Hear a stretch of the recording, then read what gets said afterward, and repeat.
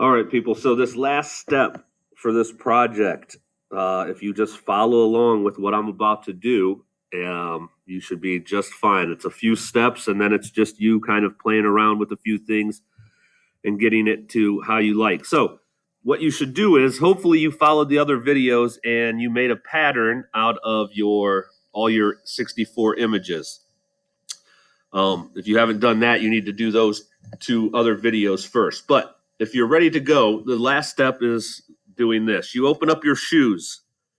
All right, make sure it is a 24 by 18 or 18 by 24. I have my shoes in and I'm ready to go. And I'm on my shoe layer.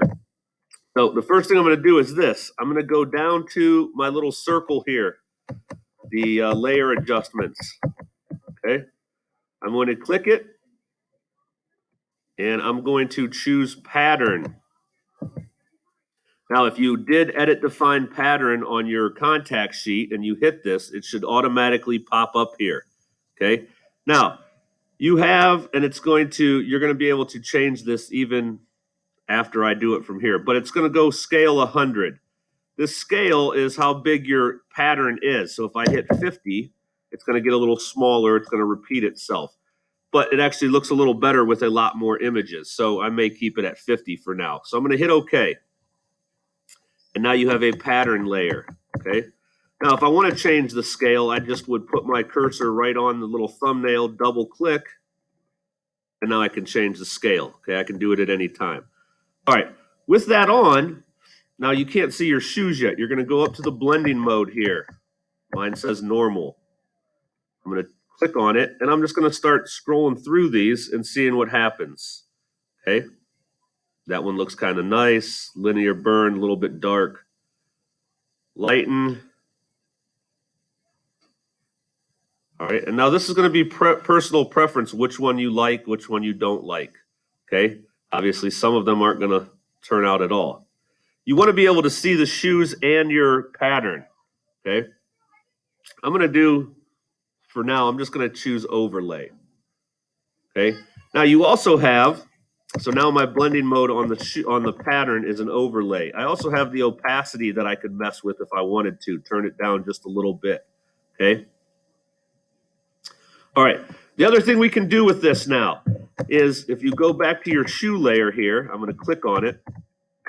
I'm going to go up to layer. I'm going to go to smart objects. I'm going to go to convert to smart object.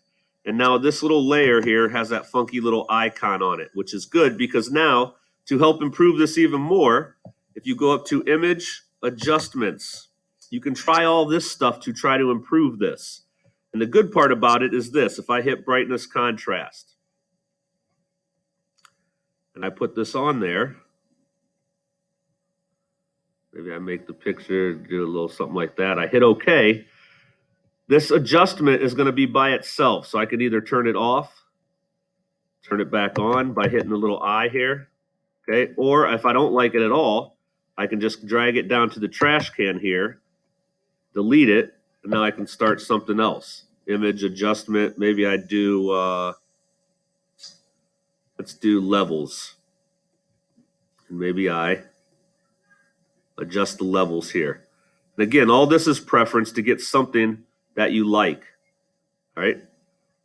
I hit OK. I kind of like that. I can see my pictures, but I also can see my shoes. Maybe I add another adjustment onto the shoes of shadows highlights, okay? And I hit show more options on it. And now if I move these, it's actually going to improve. That actually looks kind of nice right there. Okay, again, this is all personal preference. I hit OK. That actually looks pretty nice. So I put a shadow highlights and a levels adjustment on this, and they're separate. They're by themselves because,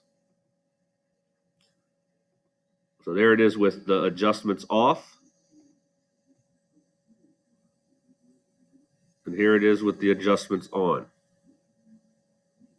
And I like that.